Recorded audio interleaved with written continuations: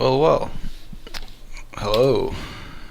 We are live again with me, your resident art bot from way too warm Finland, and today we're going to be doing this with me, a bit more in my comfort zone than the level design stuff we were doing yesterday. So this is the concept for the fighter vehicle, or Shrike if you're a tribes player. I'm just gonna make this thing big so I can have it on my second monitor as well, like that. So that's the concept. I'm gonna keep it over there in the corner, and we've got a blockout model already. So basically this is what I got from our concept artists, and so sort of the rest is up to me. So yeah, I've also finally bothered to there's been requests for me showing what keys I'm pressing, because I finally figured out screencasting keys, which really wasn't that hard, but I'm just lazy. So yeah, I'm just gonna start sort of blocking things out, and we'll see how far we get. Hopefully I won't get stuck on some stupid problems, and yeah. Right, so when starting, as usual, start with a cube. I'm gonna have my reference in terms of the blockout model. Gonna have that on a separate layer, and then got a model on my second layer. I need to figure out a good place for this. I guess that. When you're in first-person POV, are you going to see that big bar in front of you? The big bar, I guess you mean like this whole cockpit thing. But if you think about, actually, wait, did like all Tribes vehicles have first-person POV? Because I'm a Tribes Ascent scrub, and they only had third-person. I'm pretty sure it's probably what we're planning for. So really, this would be viewed from third-person. Because yeah, I mean, like, yeah, if you were in here in the cockpit, then you'd probably have some screens and stuff, and as you can see there on the concept, there's like little control panel and stuff, and the controls. We'll see how that works. But yeah, that's how I reckon it'll be. In T2 you had the option of first or third. Alright, yeah, that's why I thought I remembered it being that way. I'm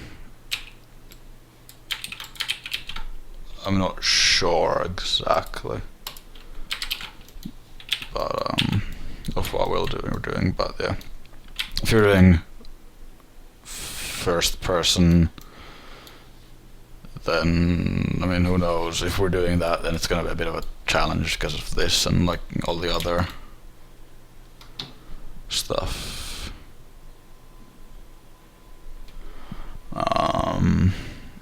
Yeah.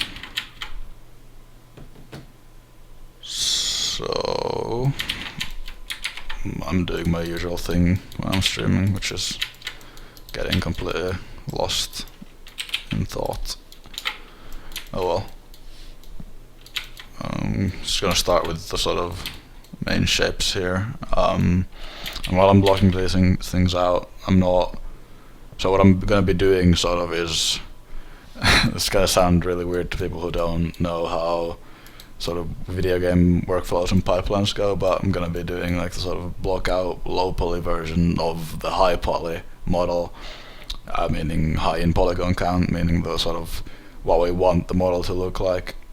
And then once we've got the high poly, we're gonna take that, retopologize it as a lower polycount object and then bake all the information, like textures and stuff, with normal maps and all that good stuff.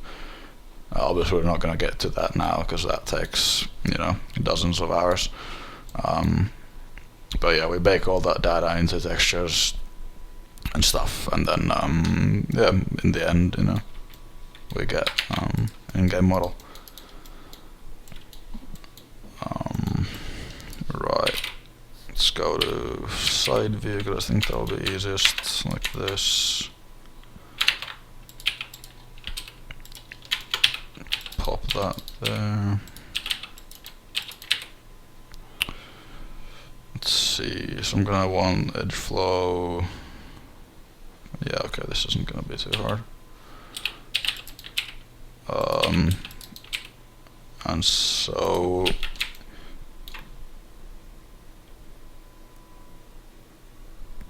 in terms of God, now I completely lost my train of thought while I was reading your comment. This is exactly what I would need for the low poly simulation model, except without all the shortcuts most devs taking. And sharp corners. Right. Well, I mean, yeah. I guess the only thing you, or the thing you want for a simulation is like a convex watertight mesh, which is, or not that I really know that much about that, but we went over that in the emails when I tried my best. Weird surprised emoji or whatever. What the fuck is that? Asks Solar Eagle. This is the fighter vehicle, the Shrike.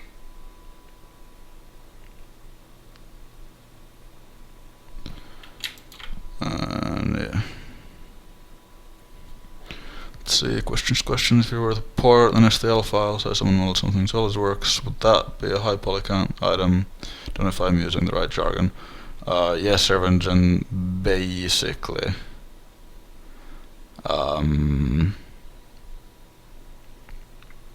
Yeah, so with something like that, I mean, yeah, it'll have to, like, well, basically, if that thing that you get from SolidWorks, when it's translated to polygons, right, because, like, CAD programs don't define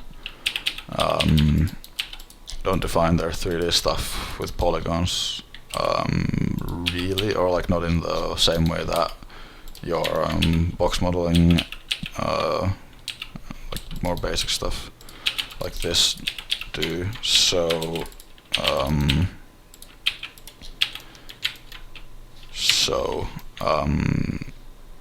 yeah, like someone said, for SolidWorks has a 40k limit.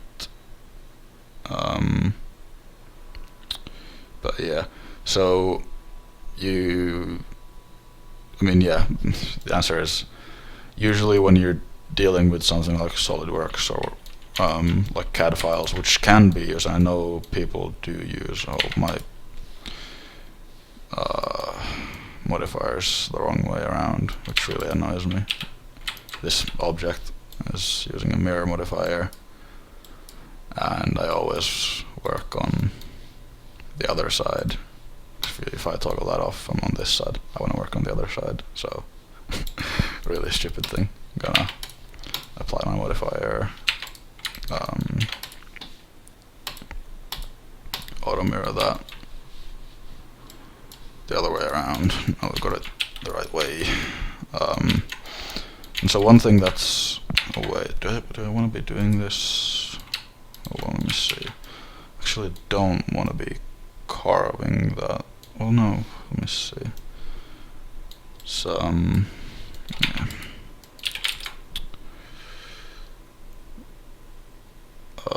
Zen, what is still in the Blender? Yeah, there's no limit. There's no hard limit really in any program. Blender isn't quite as performant as something like Maya or, well, of course ZBrush is your ultimate performance beast when it comes to super high poly counts. And I do use ZBrush a lot. but yeah, so Blender is gonna get a little bit hairy if you, well, also like editable geometry versus rendered geometry. All that is also like, it's not like showing triangles on your screen isn't just as simple as, you know, like how many triangles there are. You know, and as well, like on top of that, you've got the age-old sort of weird assumption or weird whatever. It's been the weird idea that gets thrown around, which is that like poly count is sort of all that matters when it comes to performance. It's not really the case at all, but I won't get into that too much. Anyway, I'm gonna try to. God, so many topics to talk about. Sorry, I'm gonna get back to the whole SolidWorks thing. So yeah, oftentimes when you're talking about the kinds of objects that people would make in something like a CAD program, then I know that especially nowadays, when it's the sort of you know, when it makes sense, I know that people do use stuff like CAD data if they have it, you know, if they need it, if they get it, especially when you're talking about AAAs and doing things like really realistic cars based off of, you know, actual CAD data from car manufacturers, which they can get, of course, if they have licensing deals, or they can sometimes get, and things like that. So yeah, essentially an STL file out of a CAD program could be, with some manipulation, converted into something like a high poly in a game pipeline, and then that would yeah, that could be used. There's a lot of sort of, yeah, this is getting into the sort of more really not sort of for the layperson kind of stuff, but there's some kind of cool techniques you can use in things like ZBrush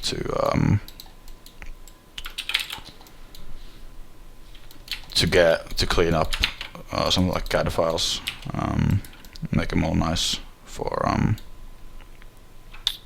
these kinds of purposes.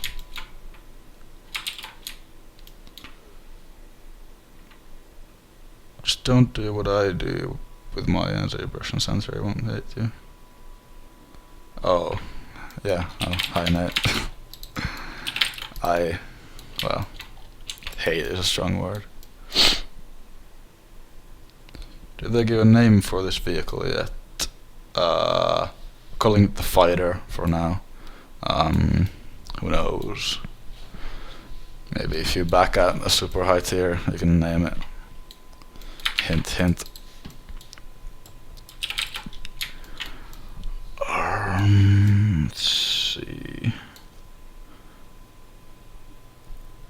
So this is a bit of I want to figure out. I'm not sure if I should get into this too much yet, but so what I sort of care about, at least up to a point, quite a lot, is sort of making objects make sense and not like faking things too much.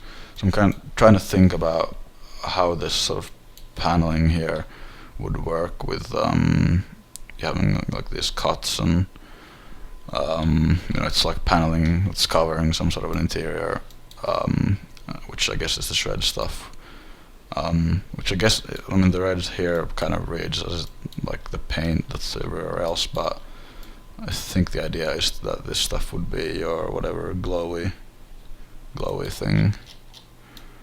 I'm kind of showing it on the tiny image here, which is stupid, but yeah. get all the members of Dev team to shave their heads. Well, I mean, I can shave half my head. Kind of already there. Does that work?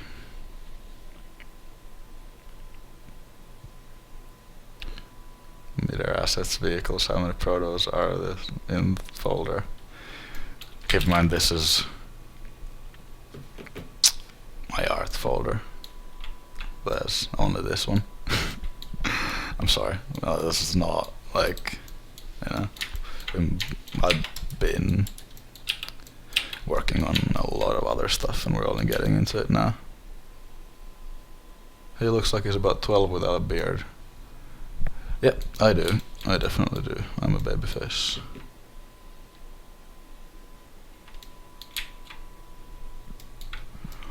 I'm wondering why I even... So this doesn't make any sense. This should extend further. About there. Going to wireframe so I can... why's that not doing anything? Well, that's why. That doesn't make any sense either. Where's that happening?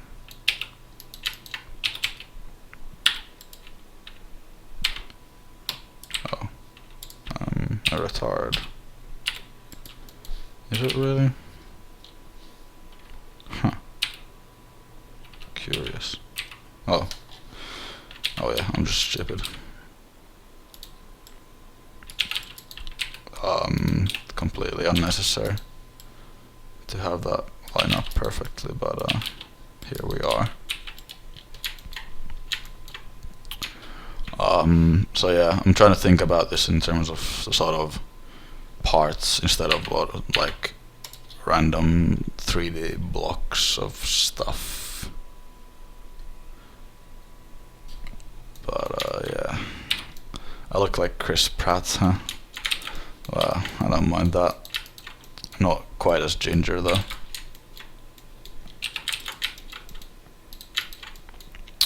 I'm okay with being the Finnish Chris Pratt, you know.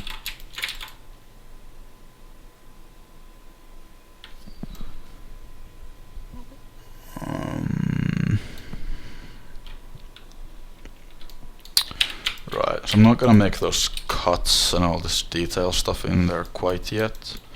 What I will do real quick though is this is really bothering me. I wonder if I can move it somewhere. If I never really used that section.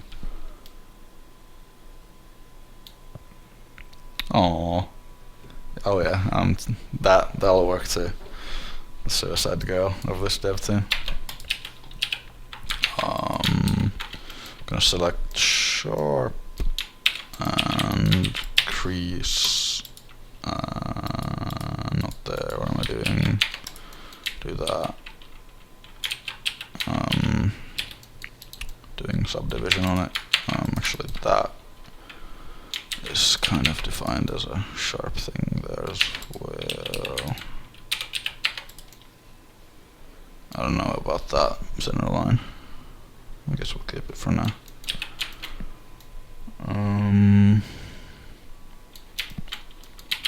Moving on. Will bullets be able to shoot through that open space of that vehicle? Probably, I guess technically. I don't see why not. We would have some sort of approximation of the collision that would have this hole in there. And then you'd also, you know, have the player probably, I mean it's not too hard to do, so you'd have the player's hitbox there as well. Keep in mind though that when you're talking about something like shooting a flying vehicle, that's quite far away. It's not that likely for anyone to ever shoot through. But yeah, no, it's not really a problem at all to do a hitbox like that. Hitboxes in general are just like well, it depends on what the use case, but for gameplay assets or like players and stuff, it's like box or capsule approximations of the shape. Yeah, underestimating your aim. Yeah, keep telling yourself that.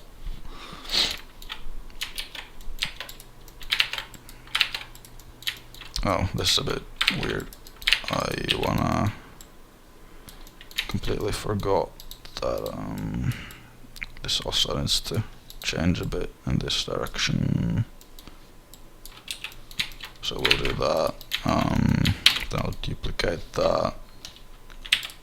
Extrude. Separate. I like to keep things in their own objects. I'll hide the sub D for now. Kind of try to match this. This is luckily not. These are not hard shapes. I think there's some. Actually, no, there's nothing really that challenging in here in terms of modeling. I am concerned about. I'm gonna have to figure out like this whole back area that no one really figured out, so I'm not gonna get to do it or get to doing it on this stream, but I'll have to, because obviously this is like what you will actually be looking at when you're driving it, whatever the POV is gonna be. So we need to figure that out. Questions. Are you able to test the vehicle currently, or is it just modeling? Yeah, just modeling for now. We are coders have not started on vehicles yet. As you've seen from, well, if you were around to watch the pugs, you kind of saw what state the game is in, and that's where it is. You know, like the core systems work, and base is being improved and iterated on constantly, and then yeah. Back area could also easily be an APC. What do you mean by that exactly? I mean, we have plans for, I guess, an APC type vehicle. But yeah. Oh wow. High wheel. Psst. Right. It took me way too long to nudge that thing in place. So we've got those. I'm gonna give this one a bit of a separation so we can see here that this is maybe like a bit extruded from sort of this surface details, but yeah, and it'll make it sort of instantly read a bit. Actually, I'll do this another way with scale by normals, like so. Yeah, maybe, I don't know, something like that. There's also tiny little details here, but I'll get to those. Next up, that piece. As you can see, I'm kind of duplicating elements just to get new geo, and then separating things out into their own objects without really caring much about things like pivot points and whatnot, because that really doesn't matter when I'm just starting. So I'll actually snap that to that.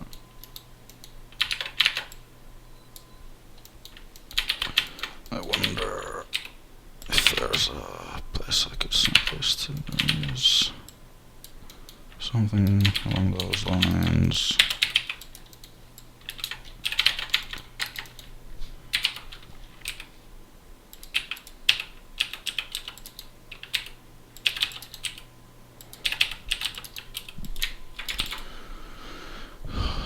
Catching up on questions again. It'd be cool to make it a two-man vehicle. The rear could have a player that operates a rear-facing turret. Maybe. But I mean, you know, not everything needs to be sort of like, yeah. I think that those kinds of ideas are cool. But that doesn't mean that everything has to have multiple people in them. Every vehicle. we're probably gonna have, or pretty much confirmed to have, you know, vehicles with more than just one dude. So yeah, you know, the Shrike the fighter, whatever, is just the single person vehicle. Seems like there should be a shell function or something where you simply select the whole high poly model and the software just converts it down to a low poly model. Yeah, no. So there's techniques, and again, I'm not, you know, not at all, like, not even nearing the stage where I would start thinking about the low poly model. I'm like really in the very, very early stages of making a high poly here.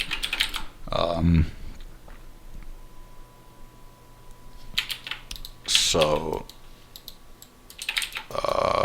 well, shells usually used, or the word shell makes me think of what it is in, I think, Max and other programs.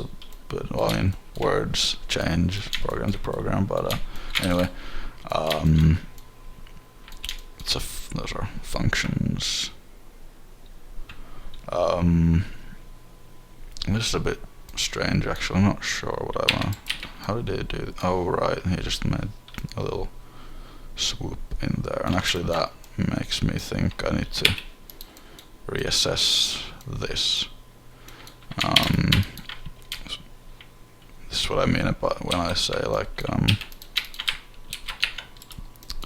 I'm gonna, or that I really try to think about how these shapes work, not just in the, this is just me nerding out basically about things like manufacturing techniques, and, or at least somewhat trying to make it plausible. Why is this not snapping? Help. That's interesting. Oh, is that? Could that really be why? No, that shouldn't. Huh. Strange. Oh well, let's do that. I usually just, okay, these work. Interesting. So yeah, I used vertex snap there, and then remove doubles to do that. But yeah, so there's automated techniques like decimation and other sort of triangulation algorithms in things like ZBrush and Houdini. I know people use a lot. Houdini is a very powerful procedural engine that gets used for a whole bunch of stuff. I'm kind of actually interested to get to trying that out at some point. Anyway, it's actually a bit tricky. I'm not quite sure how I'm gonna execute this, because at the sort of, I'm getting into too much detail again, but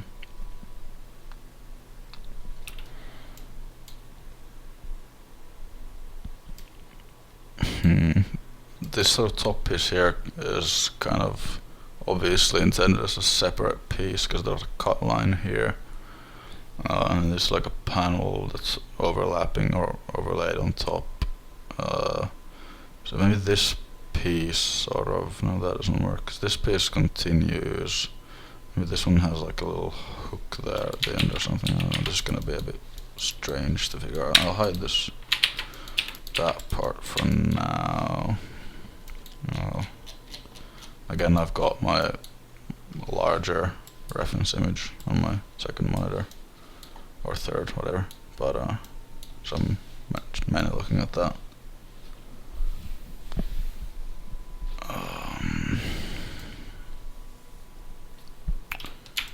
Yeah.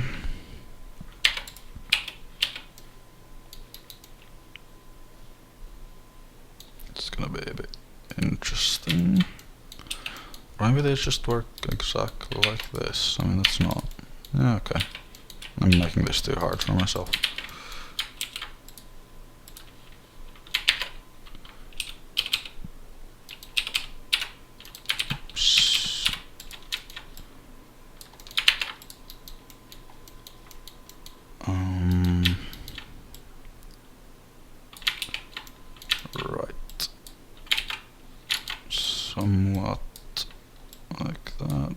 be super exact yet.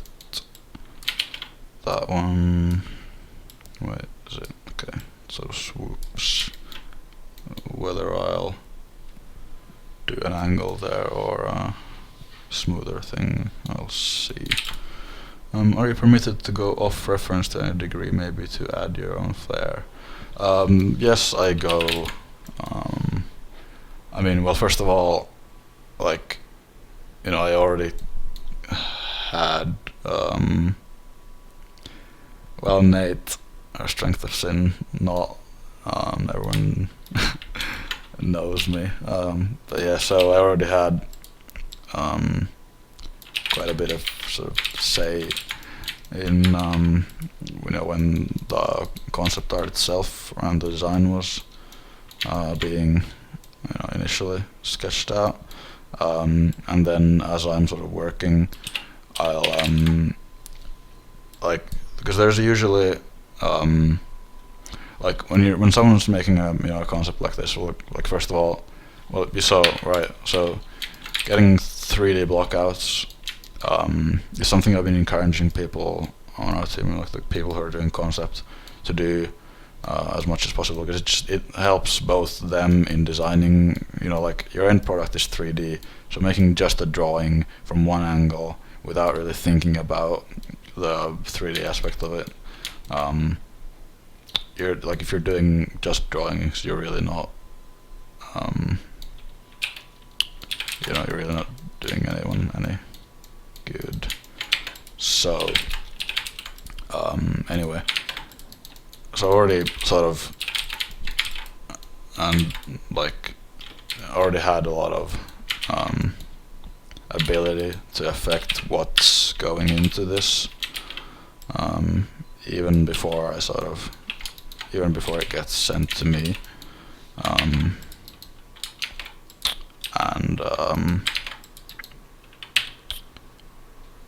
like, on top of that, yeah, like, a concept artist who is going to work on this for, you know, well, like, I guess it depends, but usually, you know, like, I'll be spending a lot more time on this than they did, and so I'll identify sort of little problems that they didn't quite catch, maybe, or they didn't have time or whatever to address, and so yeah, I'll change those around. And I mean, in general, like, I'm the art lead, so, you know, I've got, you know, I can do what I want, and these bitches can't stop me, honestly.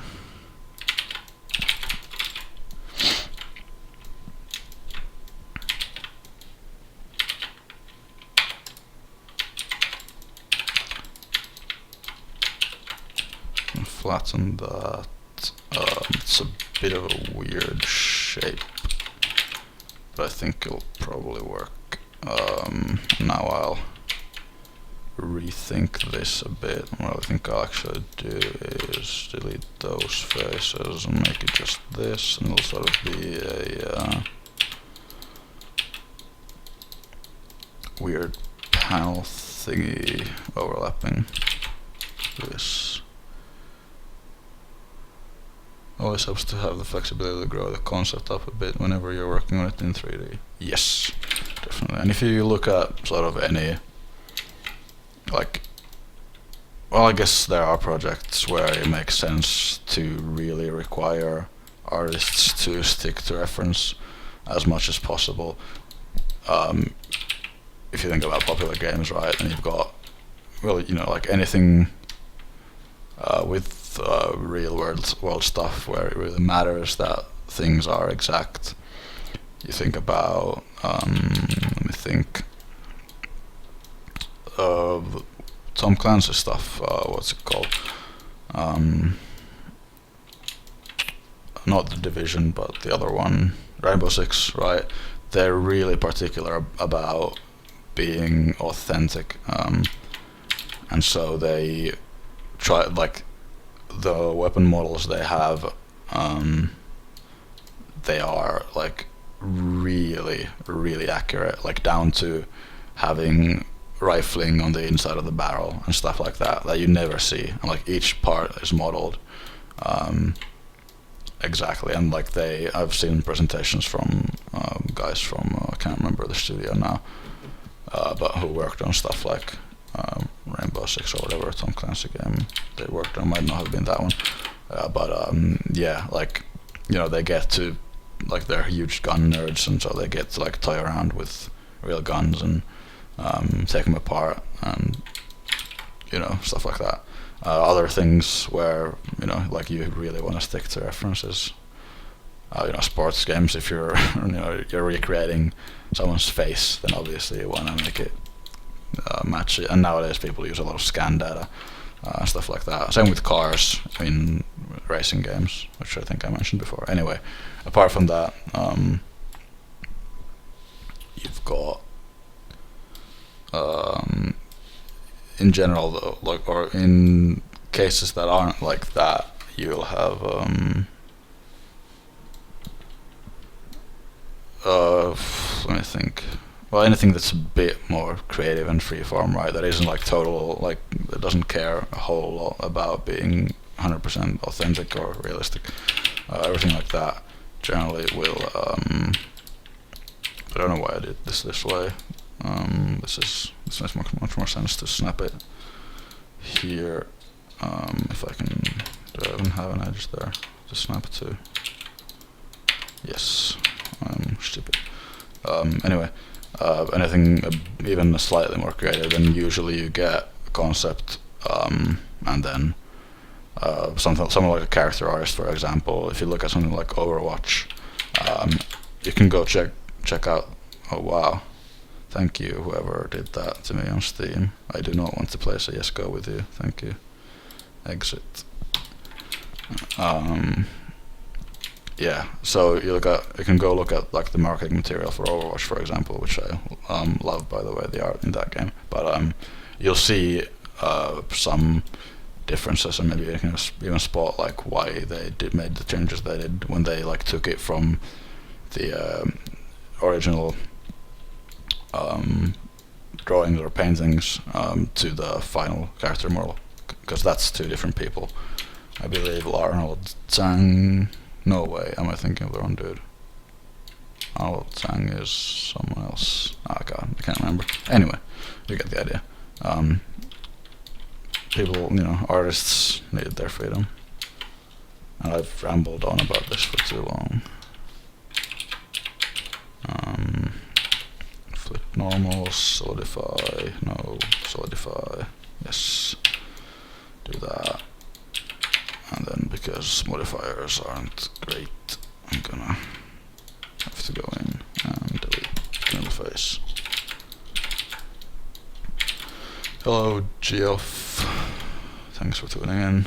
I'm telling that I'm being told, can I English please?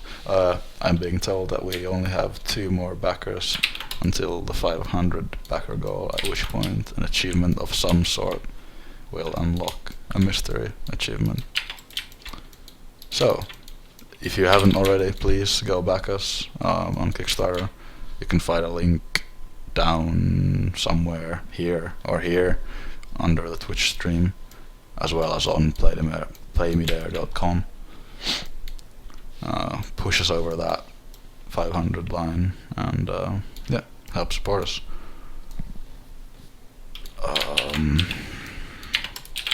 Right, getting stuck on details again, not good.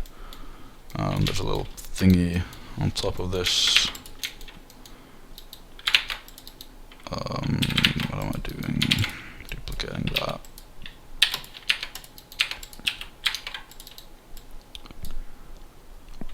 That is basically the shape.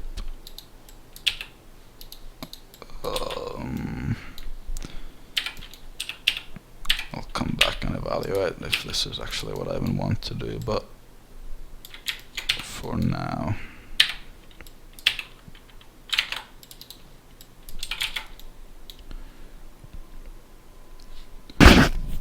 Hopefully the mystery achievement is a haircut for Void, or at least finish his current haircut. Finish with double N. Hey. No, Seymour. I'm sure you'd love for me to go bald and look exactly like you, but not gonna happen. Terribly sorry.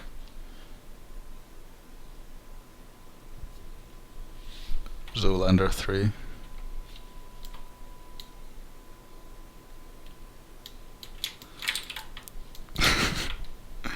Wow, silly. Okay then. If that's what gets you going, then I won't judge. What am I thinking of? I am thinking of this. I want to make that little notch in the thing, which will happen just about there, just about there ish. It's a bit tricky, we'll see. Oh yeah, then that'll happen. That's not good, is it? I'll do that for now. It's not pretty though. Wow, okay. Let's not get into that area.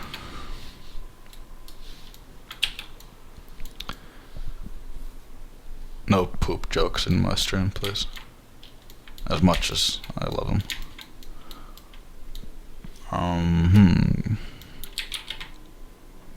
Gonna think about what to block out next. Alright, Nathan, thank you for tuning in. Nice to see you. So, one thing I wanna maybe show you. Yeah, so this is again where we get a little bit tricky, which is why it isn't the best. Hold on. Right, so we've got sort of, those are not connected, but so we've got those, and then there's like an interior thingamajig. It's more like that. I'm not such a fan of what's happening. Oh, okay. So it's not even happening like that. We'll see how that goes. That'll be another exciting challenge. Again, just gonna copy this time a single vertex, separate it.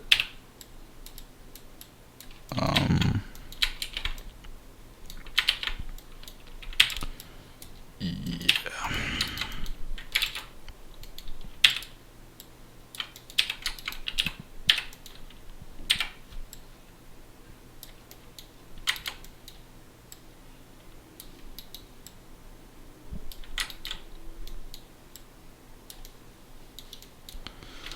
Yep, still 2 backers away from 500, guys.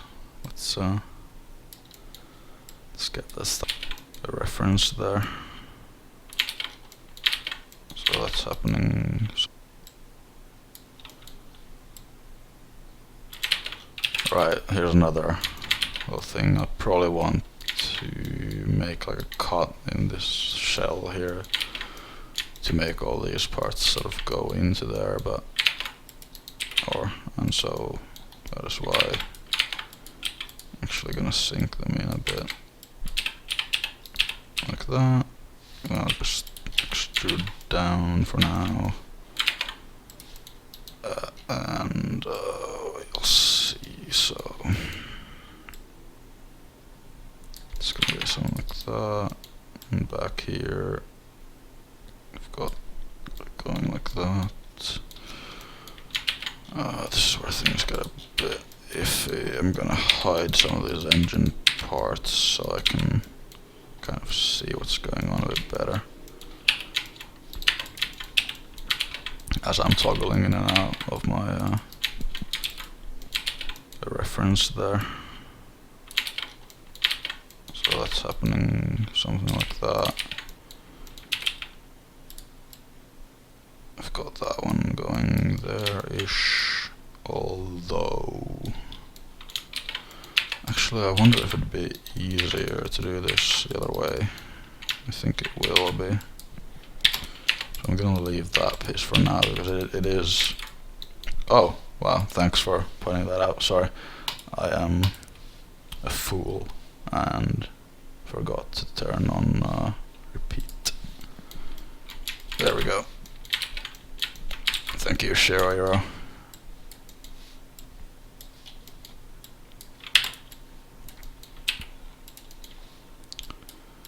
So I'm gonna do first is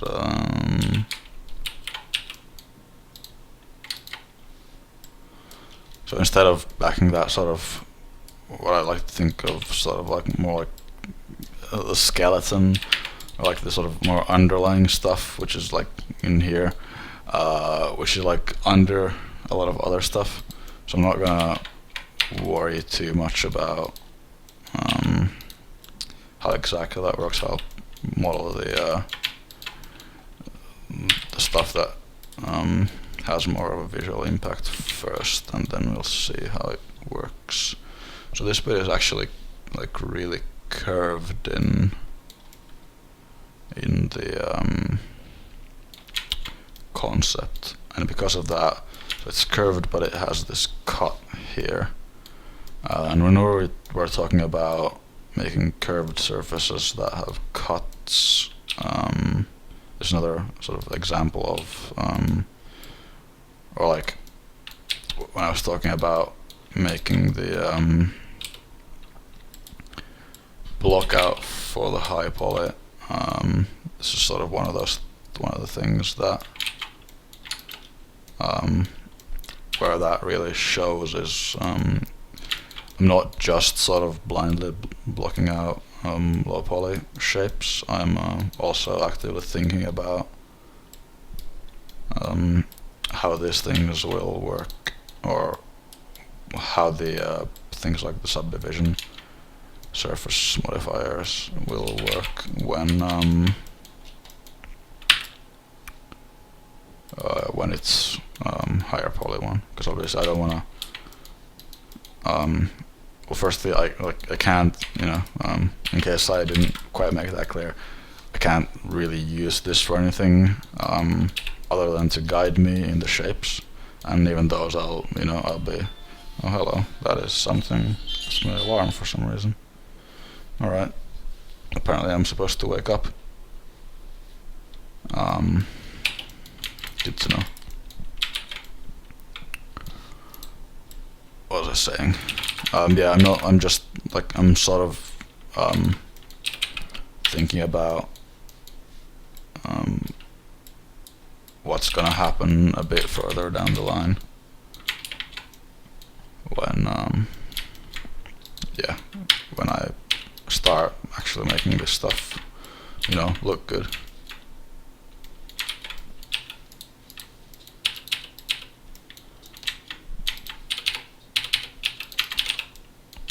So that basic shape is something like that, but I'm not quite convinced by how all this works. And if we look at the concept, it gets thinner at the bottom, so we'll do that. And also not a fan of that being so warped, so I'll straighten it for now. So that goes more like that. And it's actually the engine kind of covers up what's happening behind there, so I'm gonna kind of have to use whatever they blocked out here as a guide, and then figure it out the rest of the way.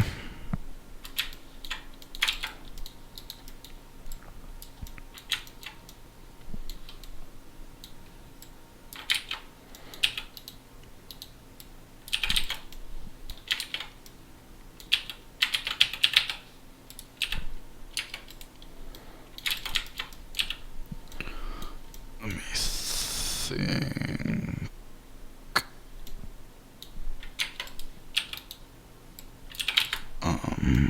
things hard.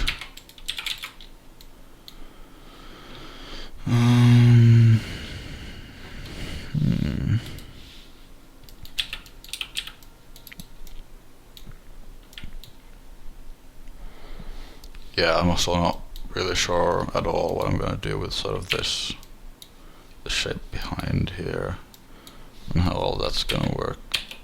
But for now, let's sort of do that, make it all curvy. Maybe here too, why not? That's a bit ugly. Maybe this way will be sharp after all. Oh, something like that, that could work.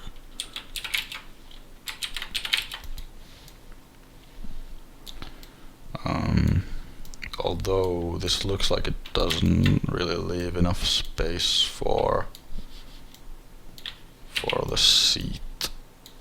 I see it's actually thinner and not really shaped like this at all in the blockout. This is where working in 2D, or looking just at the 2D, can kind of bite you in the ass. So what I'm sort of talking about is that in here, this kind of looks like it's curved this way, but then it can't really be. You know, you can draw things that don't make sense in 3D very easily, and this is something I constantly rant about to people on my team.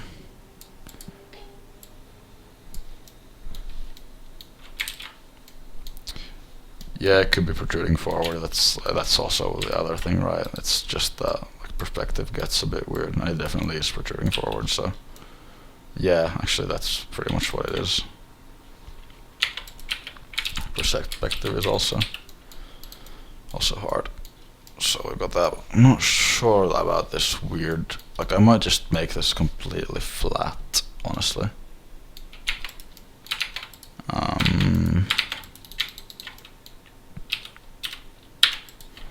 For now, at least, and flat things are always nice to work with rather than slightly curvy, weird shapes, right?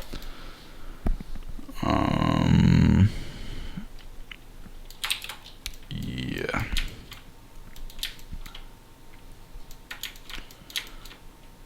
Again, spending a lot of time thinking about things that don't seem to matter as much as something else. I don't know, you know, I guess I spend an adequate amount of time on everything. Just depends on your outlook on life.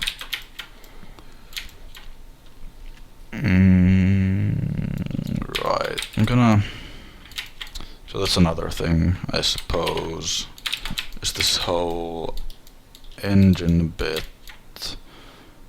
So it has like these covering, these are essentially just like bits that are covering it.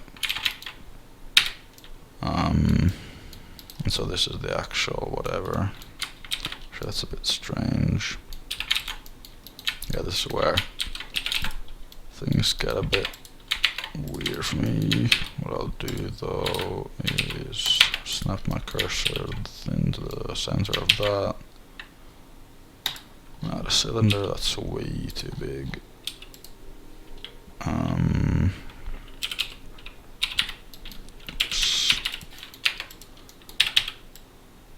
Do that.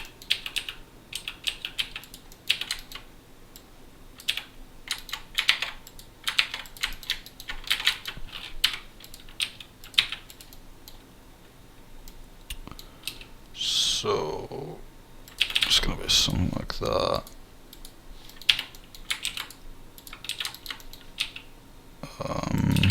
And again, the reason why I'm sort of remodeling everything, which might not make sense to some people, is because the blockout model that I got is just never clean in the way that I need it. And that's not like to say that the person who made it is bad or anything. It's just that when you're really quickly trying out ideas and blocking things out, then you know, things like you're just gonna model in a way that's not conducive to what I need to do with it. And so yeah, models are get messy, and then I'll sort of make a super clean version and then an in-game version.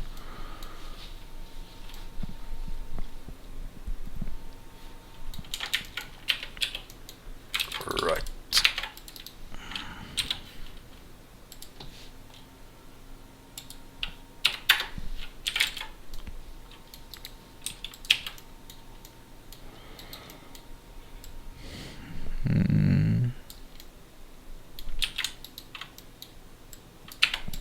Will I have to flesh out the other engine as well, or will you mirror this one? Oh yeah, no, anything that's mirrored, obviously this thing is like fully mirrored down the line, down the center, so I'll just mirror it, which I might as well just do now to show you. It's gonna set the pivot to center and add mirror, not in that axis though. Y-axis like that. Now the pivot's sort of there, but it doesn't matter that much as long as it's on the center line somewhere when I'm mirroring.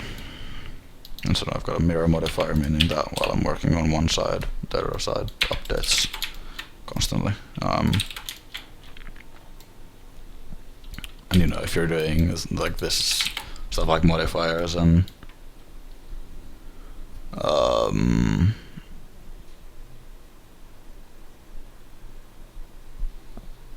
modifiers and like non-destructive workflows and that get really nice, right? Like if I'm gonna make something a bit, you know, whatever, you know, like I could four-way mirror something and then add an array in one way, you know, do an array of them and then maybe another array in another direction.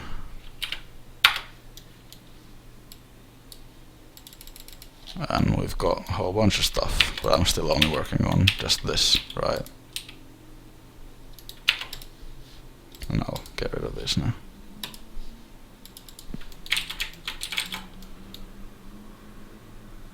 The flames on the engine housing cover. Flames? I don't see any flames.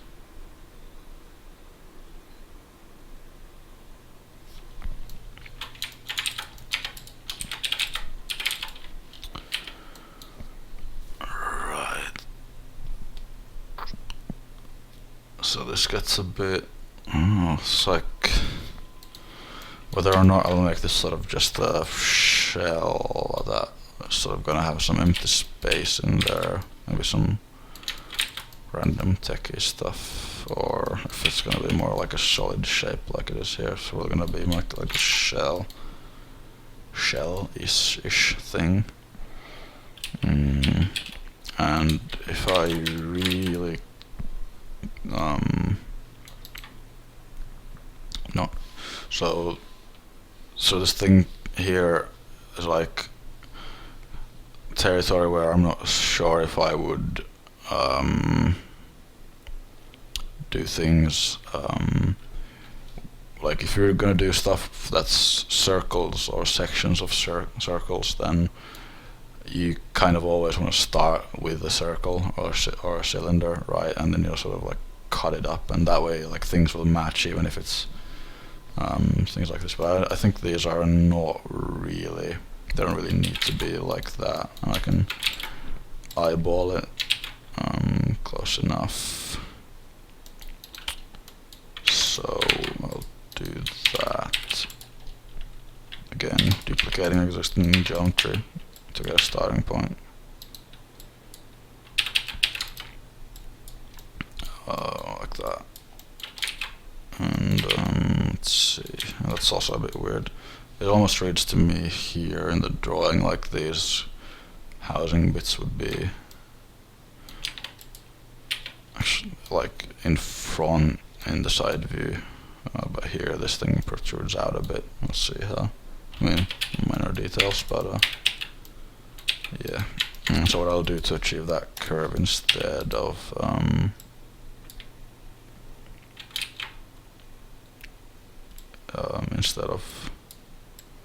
working with circles is working with the subdivision. So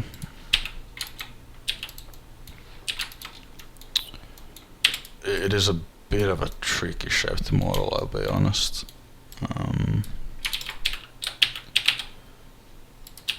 Something like this kind of a sci-fi curved panel thing also has some hard cuts in it. It's not the easiest thing in the world. In terms of this plate or cut line here, I'm thinking I won't like model that in a super accurate way. I might just sort of do some trickery instead. Anyway.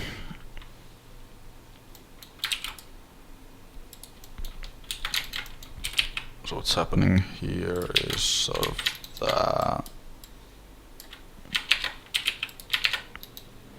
That is not the best way to do that.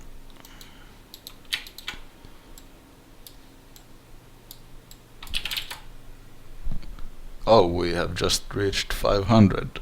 Thank you so much. Wait, was that you, Geoff? Awesome. That is amazing. Thank you. I guess we can start unlocking some achievements now. I actually have no idea what that is, so don't ask me. Yeah, anyway, so like I said, it's gonna be. Oh, Dragon's Milk, that was you, the 500. Thank you. Archetype appreciates you.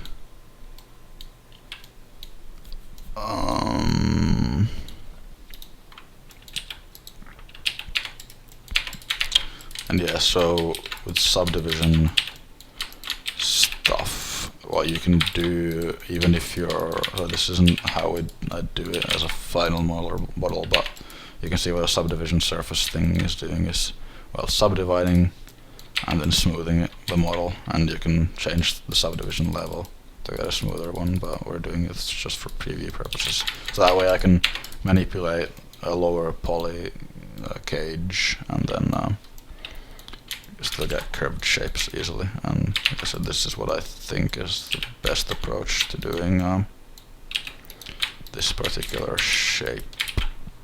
So I'm going to duplicate that across.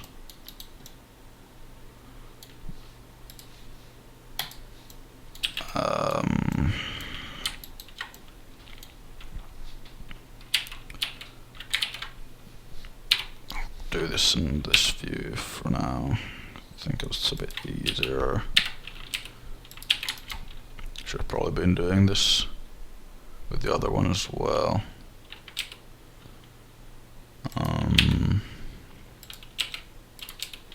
So I'll just sort of quickly, let me think. I need another cut, but that's pretty much what I need. So as you can see, I can manipulate these shapes in a way that means that I don't need to deal with a whole bunch of geometry to get what I need. Is this the Shrike? Play Midair. This is the fighter, which is basically a Shrike.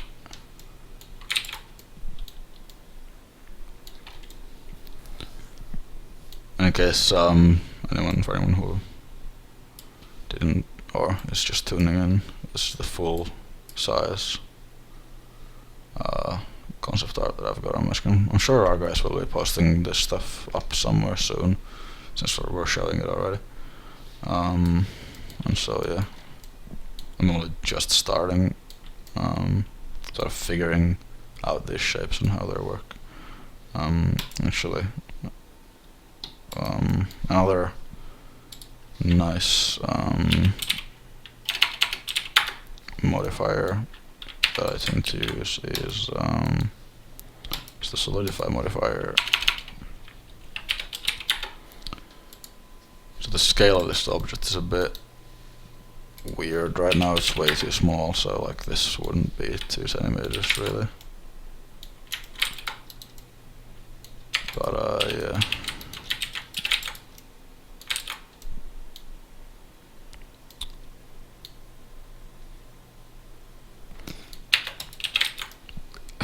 Wow, yeah, Seymour.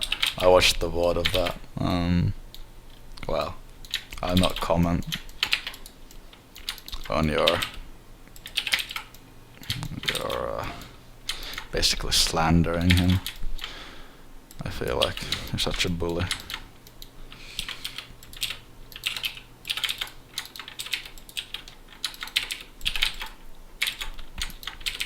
Looks like you guys had a bunch of fun on the stream though. Late night with Stealth RG. So that'll work. Something like that. I'm not quite happy with how that goes. Solidify modifiers. So again, I'm doing like even more stuff non-destructively now, so I don't have to edit a lot of geometry. Because I want like just an even thickness shell on this thing, I can keep working on it. But the results aren't 100% what I want. So you'll see some weird stuff happening in things like here, right? Like this edge, we'd want to be straight, but it's not. But I'm not really happy with how this looks, and there's also some other stuff actually. One thing that I'm just noticing is that it should actually be more like this with that.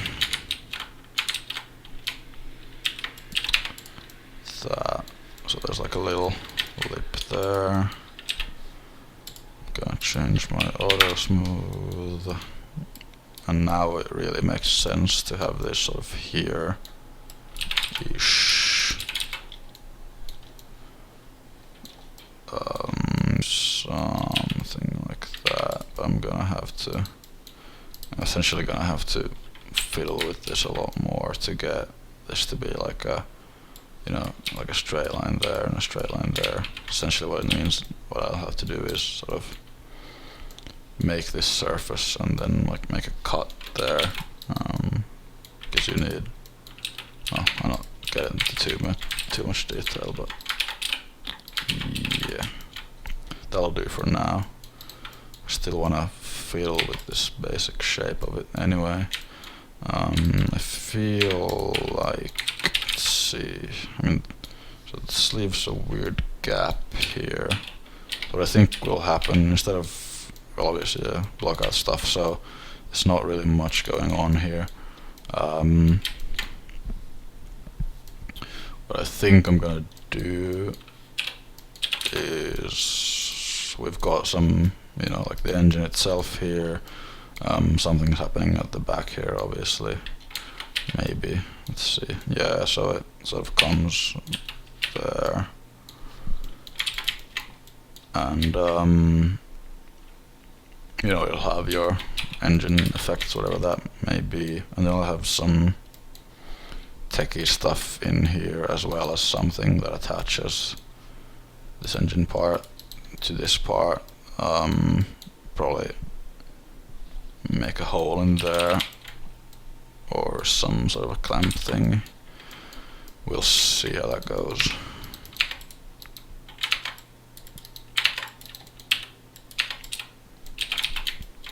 There. And you know, you'll have your engine effects, whatever that may be, and then I'll have some techie stuff in here, as well as something that attaches this engine part to this part. Probably make a hole in there or some sort of a clamp thing. We'll see how that goes.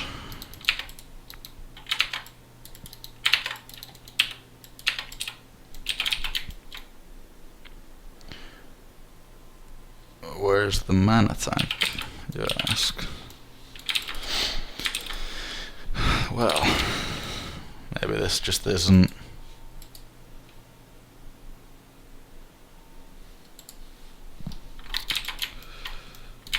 powered by mana, you know. Who knows? It's a real mystery.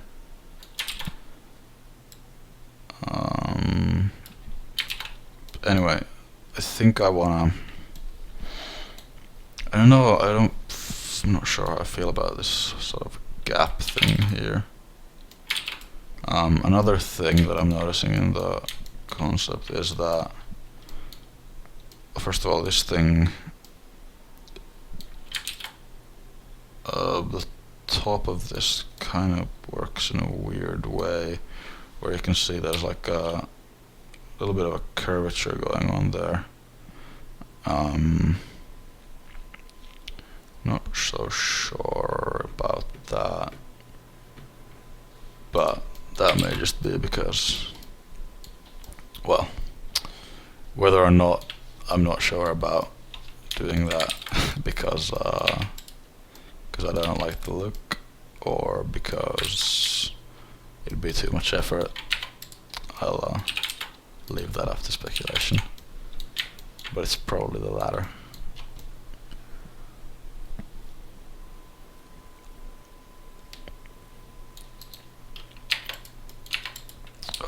Instead of this, I'll scale it down to 0 on the z-axis, flattening it. Do that, which completely negates what I just did, so that's dumb. Let's not do that. Let's do this instead. Now I'll select the edge rings, which actually not those, just these, and equalize. Top of engine needs spline, ... What do you mean by that, Reverend Zen? Question mark. Is the pilot not going to be able to see out the front, or will that be a transparent windscreen or something? I suppose what is gonna happen is you've got screens here that I would see from something like that, I think. I mean, listen, Triggerfinger, this is sci-fi. It's magical sci-fi. So we can do whatever we want. And you can't tell us it doesn't work. Yeah, there we go. Painted with nano camera paint. Perfect. We've got literally 1,000,000 cameras.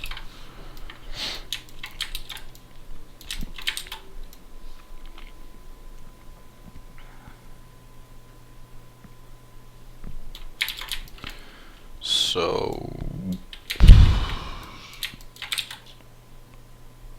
I think I'll just block out this seat thing real quick in a way that makes at least some sense to me.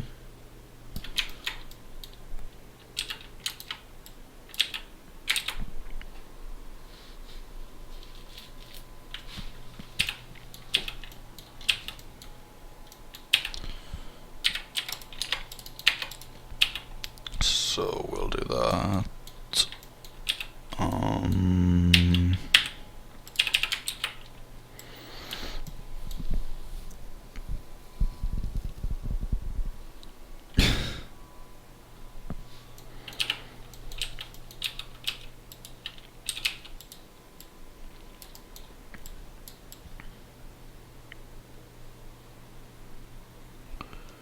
Trying to think. Let's see. When I'm really gonna get into the nitty-gritty, I think I'll have to really look at some vehicle seat reference. But for now, this will do. So I'm just gonna block out the sort of sections of the padding, which actually doesn't make any sense. So why the hell would I do that? first, because really what I want to be doing is getting the sort of frame first.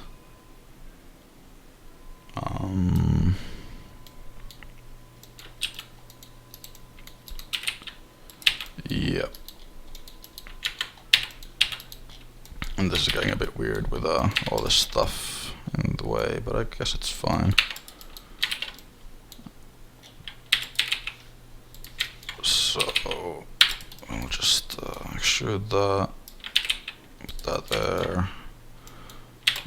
I suppose it's something like plastic frame with padding stuff embedded. I think that's how they work. Maybe. Oh, guess I don't. I need to browse some reference to see how I want to do this exactly.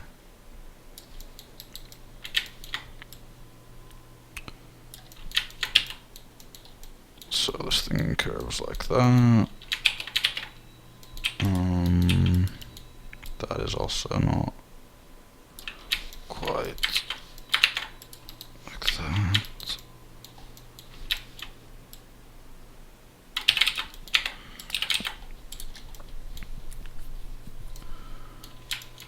And right, just something for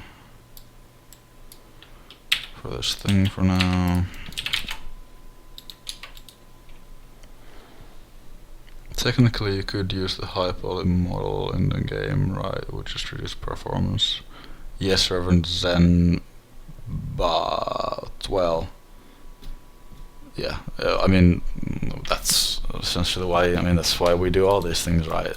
Like, that's why there's so much trickery and stuff like video game art, is because of performance.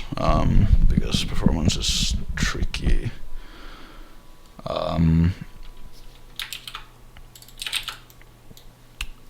But yeah, when we're making stuff like high polys, you know, like we're always modeling things for whatever specific purpose you know they're being modeled for. So when I'm modeling something like high poly, for example, you know, I'm specifically modeling something for the purpose of making neural maps to a low poly version.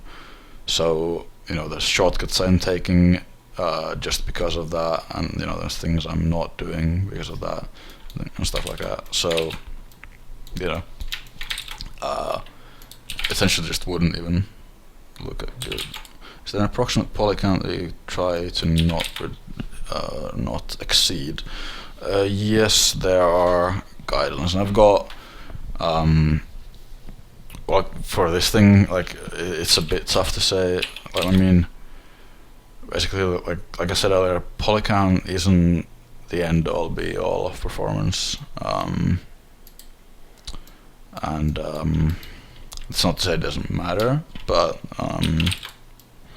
there's a lot of other things that can kill performance that have nothing to do with poly count, and so while there are guidelines,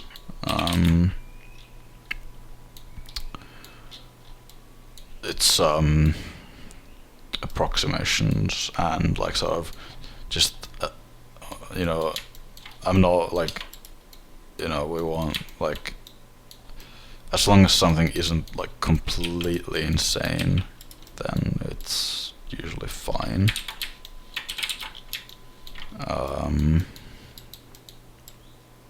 And yeah, so to give you some idea, the weapons you see on your screen, I think, are currently sitting, so the first person weapons, you know, big things right in your face, so they have, you know, there's a reason to spend some polys on them. Those are around 20 to 40,000 polys, I want to say.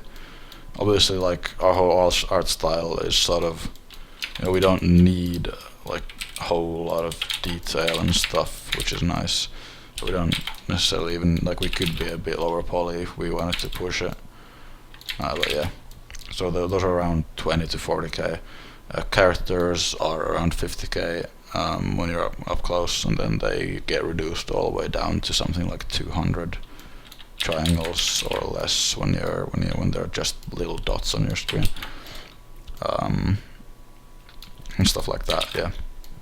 So for a vehicle, that's about the range I'm looking at. You know, in the tens of thousands of polygons when you're up close.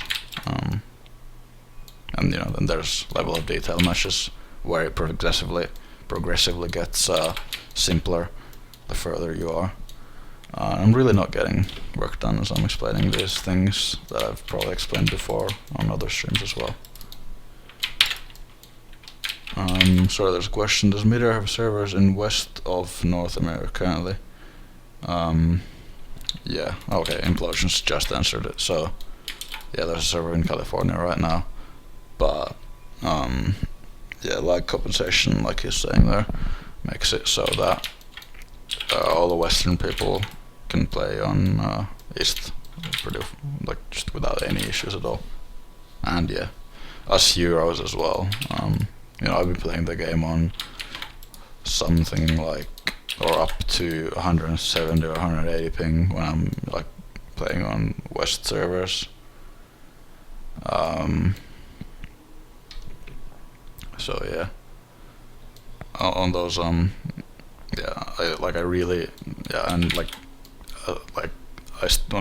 when we've got our first playable builds in multiplayer, you know, I was playing on 180 ping on like netcode that wasn't quite as far along as it is right now, even though it's not, you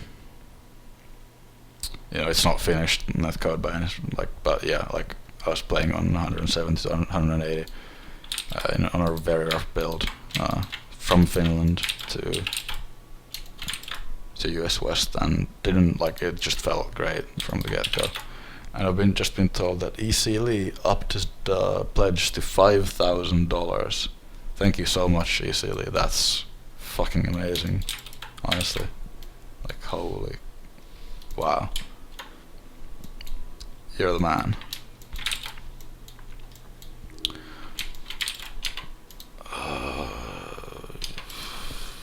Let me think.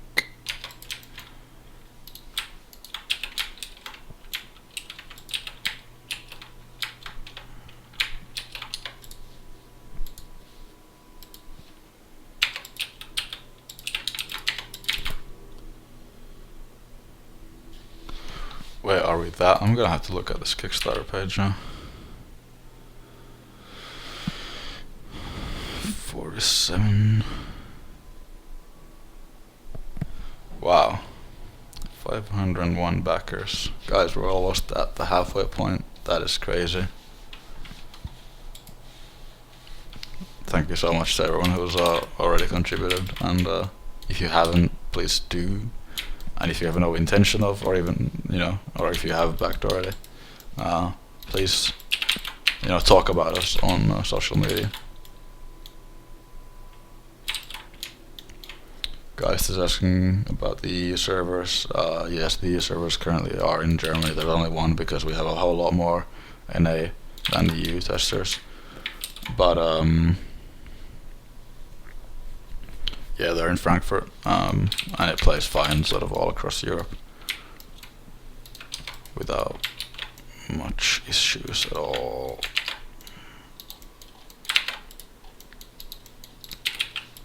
So yeah, cockpits are complicated.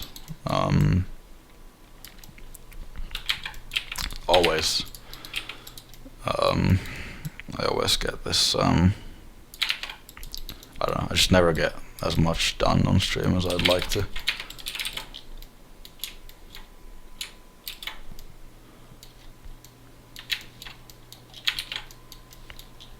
Which is a shame.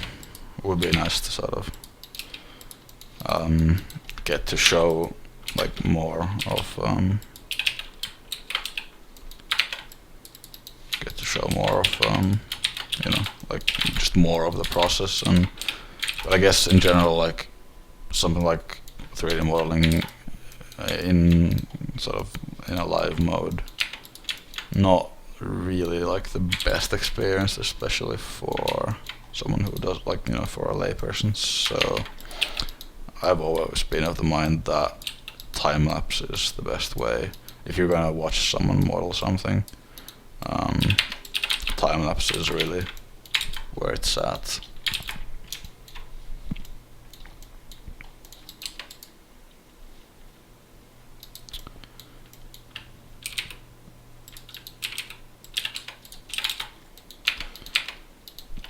I want to push this curve a bit more, but maybe we'll see. Oh, that's not good. Actually, I don't. It's just fine. One thing I want to address here before I completely run out of time and energy and brains is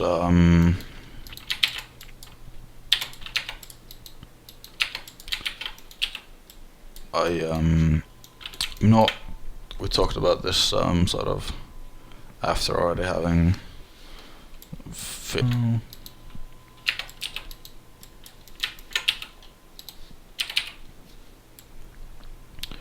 but yeah, angled, something like that. Not a whole lot, but just to give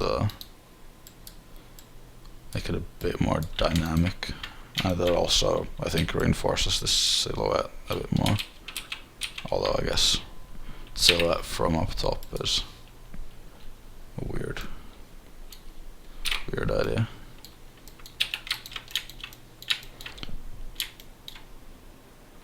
Curved instead of angled. I don't know. I don't feel like this is the place to do something like that.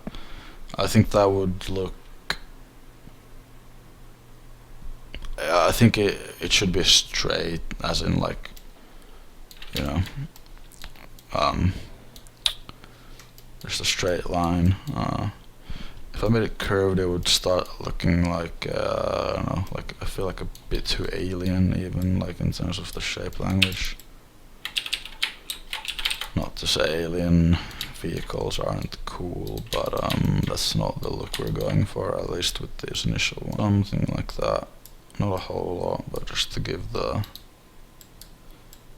make it a bit more dynamic.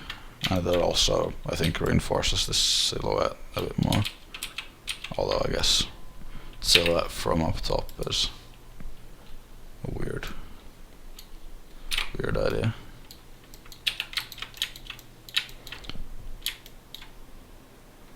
Curved instead of angled. I don't know. I don't feel like this is the place to do something like that. I think that would look. I think it should be straight, as in, like, you know, just a straight line. If I made it curved, it would start looking like, I don't know, like, I feel like a bit too alien, even, like, in terms of the shape language. Not to say alien vehicles aren't cool, but that's not the look we're going for, at least with these initial ones. Who knows, maybe we'll make alien skins and you guys can have, like, Geiger-y whatever thing is. Although I guess Geiger isn't the only type of alien, but yeah.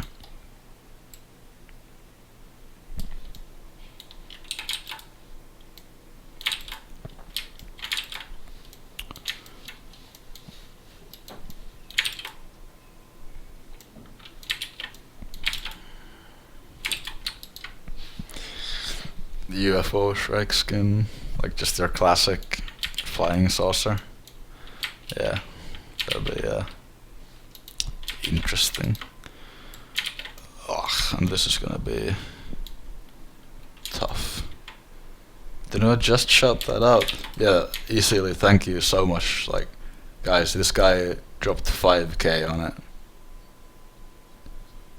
It's off, like, that's just insane. The show of I guess support and belief in us is really flattering. Thank you, easily. So why would you put a huge column right in your center of vision? Listen, Havax, this is sci-fi, okay? We can do whatever we want as long as it looks cool. That's my answer, and it's gonna stay like that. Basically, because it looks cool.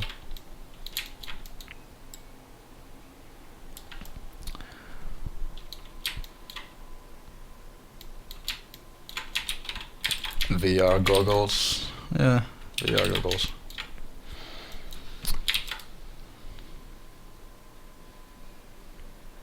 I would increase mine, but I'm not baller enough and my wife would murder me.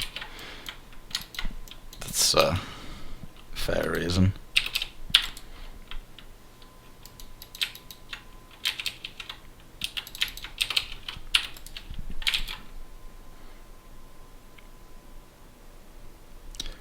Oh yeah, ejection, that's a good point.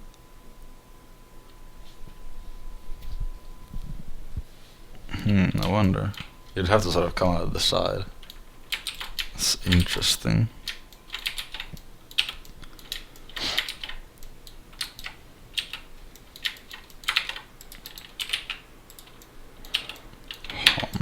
Hold on, is this right? So it's also kind of curved that way. Did I make this larger at some point? It's getting in the way now.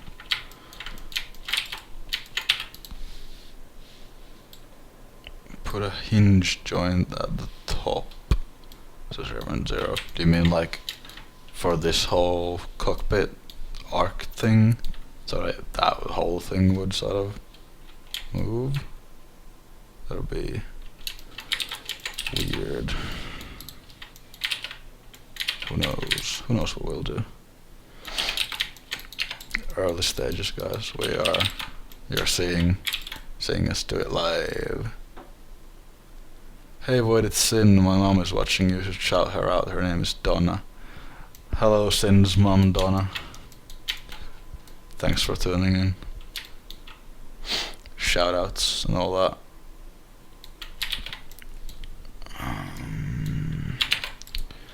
Right, so this is tricky. I've got a bunch of things here. One of those things is edge flow. I need to think about this carefully. You kind of need to plan these things out.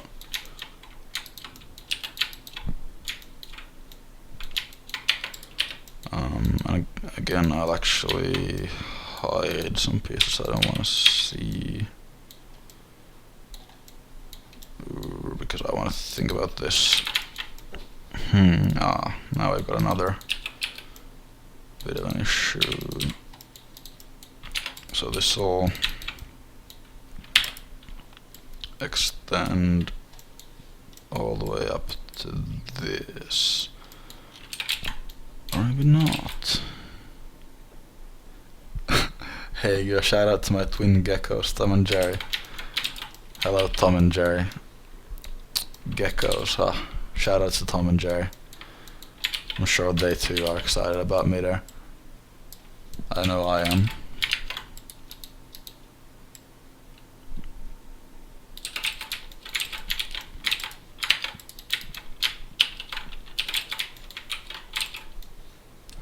Listen, Solar Eagle, don't you facepalm me.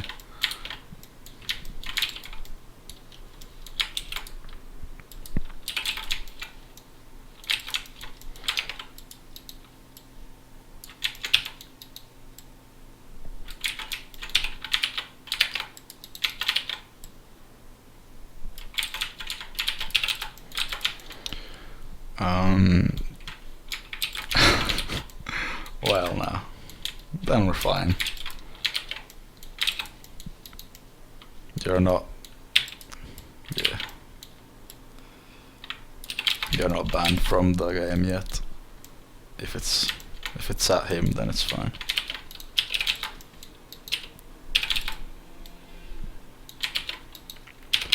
Right, so an issue here is well, as you can see, this is clearly like multiple parts, but because I want to keep this straight line all the way across, I'm modeling it as one big piece and I'll like cut it up once I'm sort of happy, which I guess I could, this is about where I would cut it. But one thing that's tricky about this bit, shall I do that now because I'm gonna start getting into some further definition on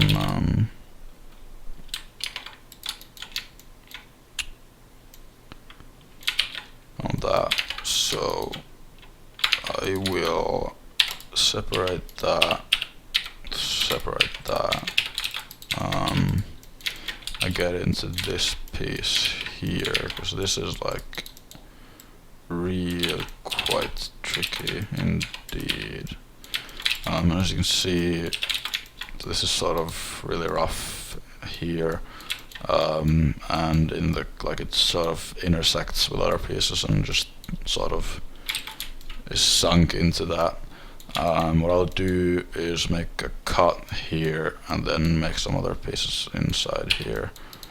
But what I need to sort of nail is this curve, and that is not easy because I need to make this curve work while keeping this side profile, while keeping this flat and keeping this surface nice and clean, and it's a real challenge.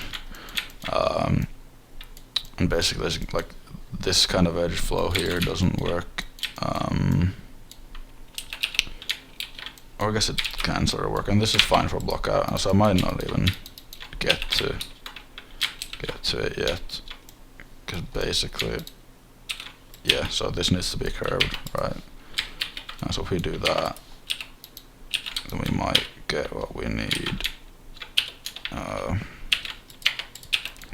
which is that. And if we shade smooth, we're getting that, which isn't quite what we want, but it's close-ish. So what I would sort of have to do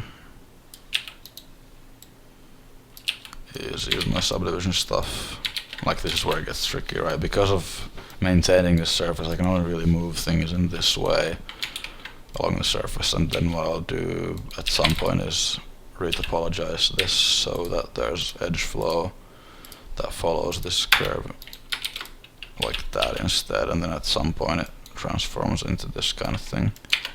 That's roughly how these things work, but edge flow and keeping things properly smoothed is tricky stuff. So if I'm looking at the concept, this bit is obviously some sort of a connector piece, and it'll actually, probably what I'll do is that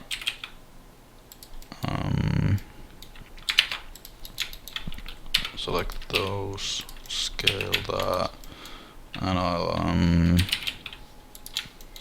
this will be like a thing that runs on the inside here, and then a part of it shows there. And as you can see, the concept is just like two, I guess like those could be like glowy lines. Maybe this is like even what this looks like is this piece here could sort of slide so that this bit would sort of be here and then maybe expand. That'd be animated when something happens. Who knows? Or maybe these like move a bit as you're make the back bed flex. Yes, or that. I was just getting into that. So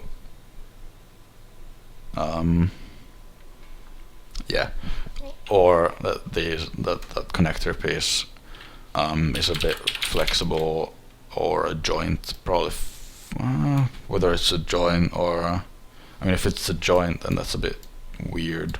I mean it'll be either a joint here or a joint here, but probably not both. Anyway, so that these things can move around a bit and be, you know, sort of dynamic as you're steering, which is cool. So I'll do that. Actually, that's a bit of an interesting issue. I do wanna. I was thinking that it would be like even thickness, but it really can't be because of the profile of this. So it'll be more like this instead. And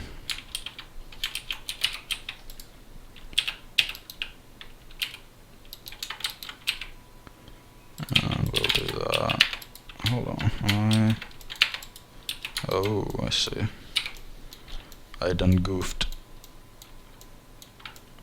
I'll move that and snap this to that in the z-axis.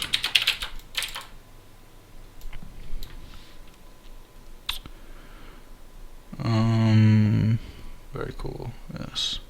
Is this Swedish accent? Asks whatever your name is. Nope. I'm from the land of the Finns. The Finland.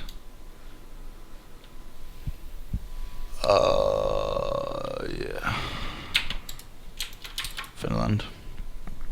And thank you, Havax. I feel like I haven't really shown anything that looks good, but I mean, you know. Wow. Oh, okay. My do not disturb node just expired.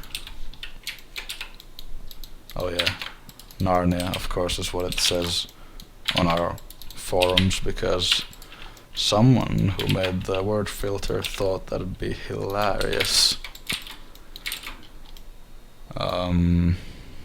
Anyway, like I said, I always feel like I'm not like showing the really cool stuff, because like I said, you know, like these things like 3D modeling takes a long time, or relatively. So like in a 2-hour stream, especially while I'm answering questions and talking and thinking, and you know, things are going slow, and so I'm not able to sort of reveal my full potential, is what I feel like every time. But I'm glad that you feel that way, and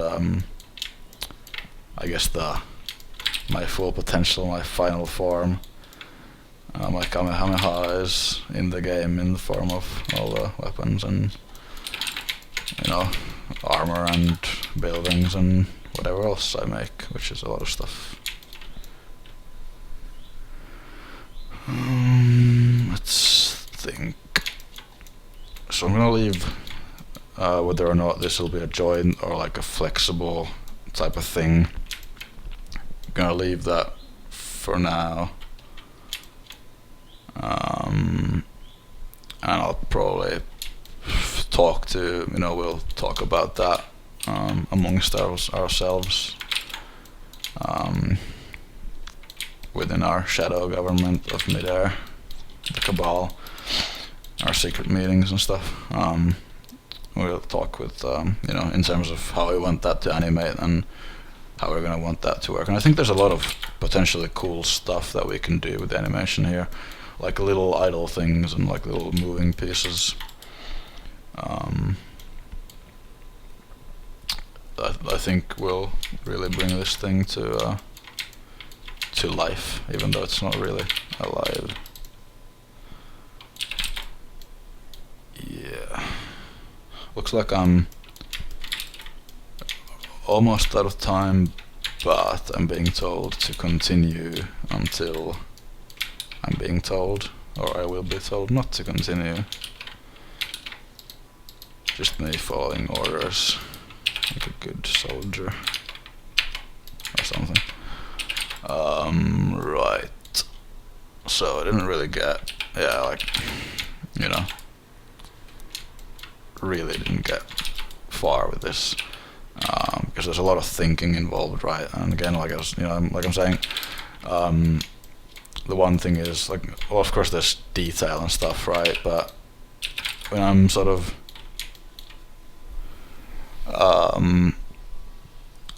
when I'm making, like when I'm blocking these out, and I was saying, I'm like being very particular about how I model this and like how my edge flow works, and I'm planning out so that like I'm blocking this out in a way that like I'm keeping it easily editable. So when I want to make, go back and make changes, adjust things like maybe this curve and stuff, I'm keeping it editable, while at the same time making sure that once I do go in and I start to finalize a shape, like say this one,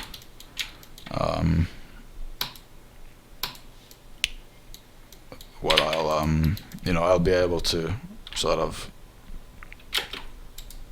do that without too much hassle. So for example, if I'm like taking this and say I want to make this all nice, instead of being very low poly and block out and stuff, so for the high poly, that's just for the normal baking. You saw me move that, like straighten out that slant again, because I'll do something like this. So I've got this subsurface modifier on it, which, as you can see, the wireframe is subdividing it. So I'll bump that up a bit so I've got enough resolution to do what I need. That doesn't look like a super sharp cut, so this should do it. So I've got this. Get rid of what I don't need. So basically what I just did is added some resolution to this curve. I could have done it in a multitude of ways, but figured that'd be good enough. And then I'll sort of go in, make a cut, get rid of those. I've got this, and so now that I've got more resolution, now when I subdivide this, I'm gonna put my mirror at the bottom because it doesn't matter for this. So I'll hide my subdivision for now. And so now, I'm still using the solidify modifier as well to give me some thickness here. So now I'll make that real. Now you can see that this is actually solid, and now I can address some things like this edge here being really messy by just flattening that. Same thing with this. I mean, this, like, this curve is like not what I'm gonna want, but